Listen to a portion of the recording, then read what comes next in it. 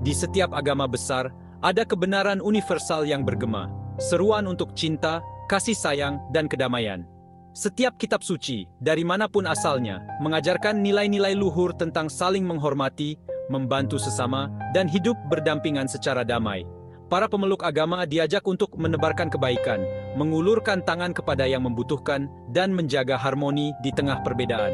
Nilai-nilai ini seharusnya menjadi fondasi yang menyatukan umat manusia, melampaui batas-batas budaya dan bangsa. Namun, dunia ini penuh dengan konflik dan perpecahan, seringkali dibenarkan atas nama agama.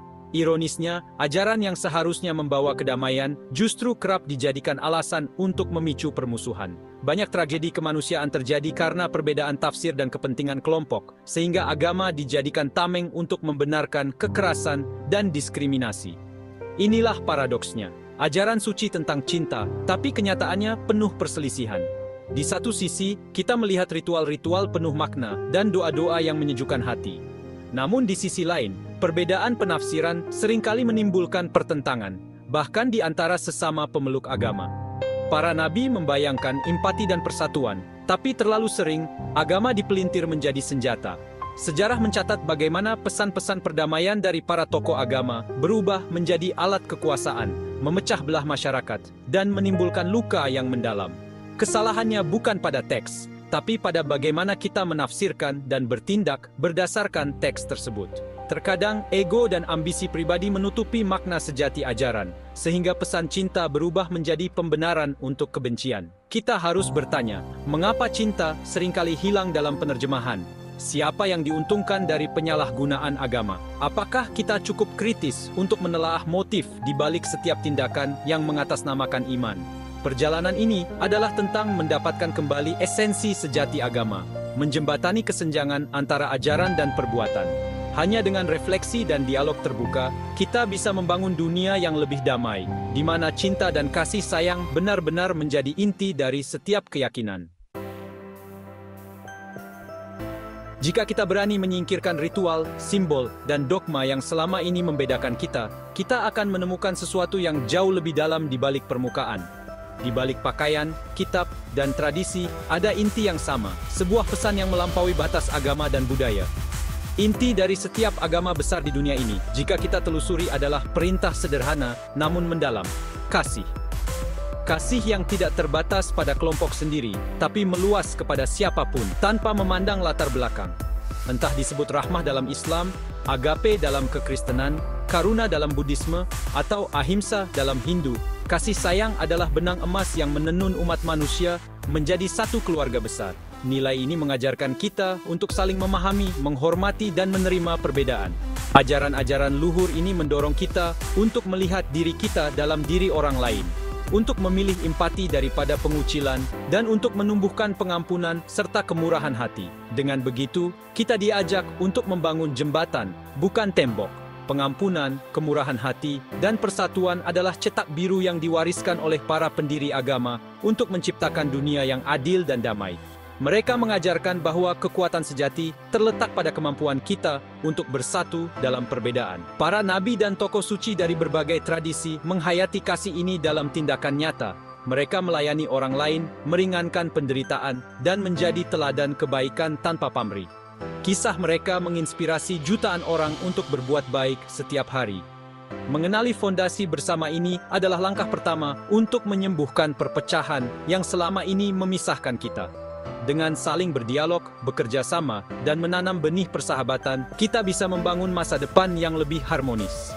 Bahasa cinta universal adalah alat paling praktis dan kuat yang kita miliki untuk membangun dunia yang lebih baik. Dunia di mana setiap orang merasa diterima, dihargai, dan dicintai tanpa syarat. Dalam Islam, rahmah, kasih sayang, dan belas kasihan adalah detak jantung iman. Al-Quran membingkai setiap bab dengan rahmat Tuhan, dan Nabi Muhammad digambarkan sebagai rahmat bagi seluruh alam. Islam memerintahkan kebaikan kepada semua, keadilan bahkan kepada musuh, dan sedekah sebagai pilar iman. Hubungan bertetangga meluas kepada semua orang, tanpa memandang keyakinan. Tindakan kekerasan atas nama Islam mengkhianati pesan intinya. Pemahaman sejati tentang Islam adalah hati yang penuh kasih sayang dan tangan yang siap membantu semua ciptaan. Kekristianan berpusat pada agape, cinta tanpa pamrih, tanpa syarat, yang diwujudkan oleh Yesus. Kasihilah sesamamu seperti dirimu sendiri adalah fondasi etisnya, bahkan meluas kepada musuh. Ahimsa dalam Hinduisme mengajarkan tanpa kekerasan dan kasih sayang yang mendalam untuk semua makhluk, melihat yang ilahi dalam setiap orang. Karuna atau kasih sayang dalam Buddhisme mendorong kita untuk meringankan penderitaan dan menumbuhkan cinta kasih tanpa batas. Agama-agama ini bertemu pada satu kebenaran, cinta dan kasih sayang adalah kebajikan tertinggi. Konflik mereka adalah penyimpangan tragis, bukan cerminan dari ajaran mereka. Semangat sejati agama adalah simfoni kasih sayang, bukan perpecahan. Jika agama berakar pada cinta, mengapa mereka memicu kebencian? Jawabannya terletak pada kelemahan manusia, bukan teks suci. Agama menjadi alat kekuasaan ketika ajarannya direduksi menjadi dogma kaku dan identitas kelompok. Para pemimpin mengeksploitasi ini, memicu ketakutan dan perpecahan, memutarbalikkan ayat-ayat untuk membenarkan pengucilan. Ketidaktahuan dan kepatuhan buta membuat orang rentan terhadap manipulasi. Akibatnya, cinta dipelintir menjadi senjata, dan iman dibajak untuk kontrol. Yang suci dibungkam oleh ambisi para penguasa. Sepanjang sejarah, ambisi politik telah mengenakan topeng kesalehan agama. Membingkai agenda sebagai mandat ilahi, para pemimpin membungkam perbedaan pendapat dan memobilisasi pengikut untuk keuntungan mereka sendiri. Krisis dan ancaman terhadap iman yang dibuat-buat membenarkan penindasan dan diskriminasi.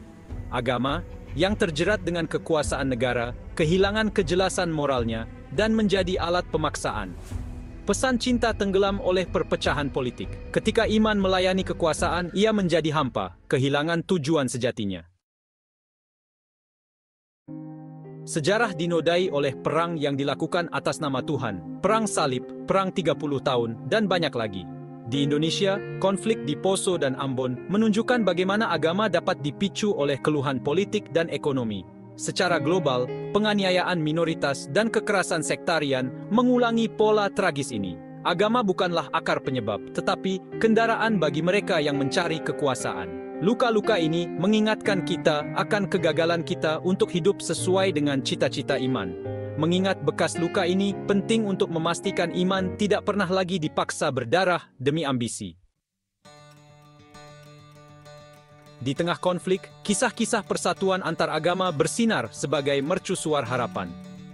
Di Indonesia, umat Muslim melindungi umat Kristen dan sebaliknya selama masa kekerasan. Kelompok-kelompok seperti Gus Durian dan Banser mewujudkan iman dalam tindakan, membela hak-hak minoritas, dan menjaga gereja. Secara global, setelah tragedi seperti Christchurch, komunitas bersatu dalam solidaritas dan cinta. Tindakan-tindakan ini lebih dari sekadar anekdot. Mereka adalah narasi tandingan yang kuat.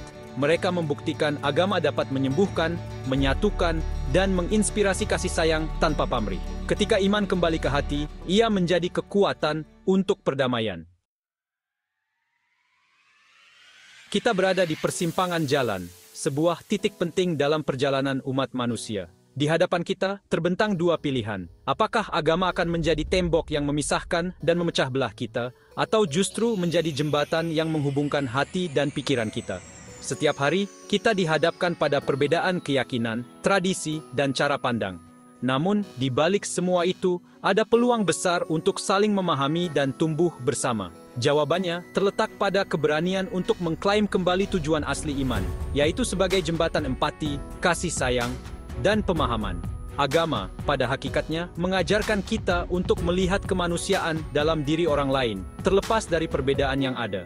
Ketika kita membuka hati, kita menemukan bahwa nilai-nilai universal seperti cinta, keadilan, dan perdamaian adalah benang merah yang menghubungkan semua tradisi spiritual.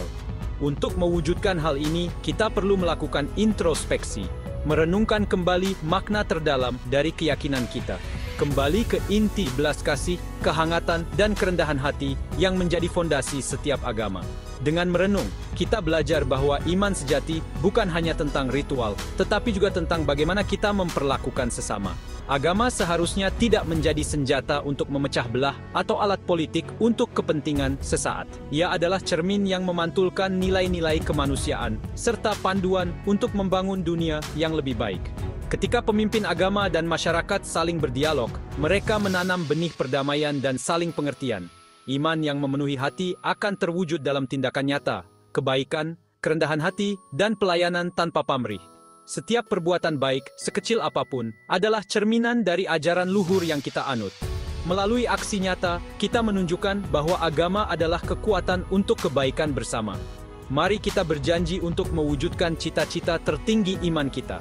Tantanglah kebencian dengan kasih sayang, dan ajarkan kepada anak-anak kita bahwa keberagaman adalah anugerah, bukan ancaman.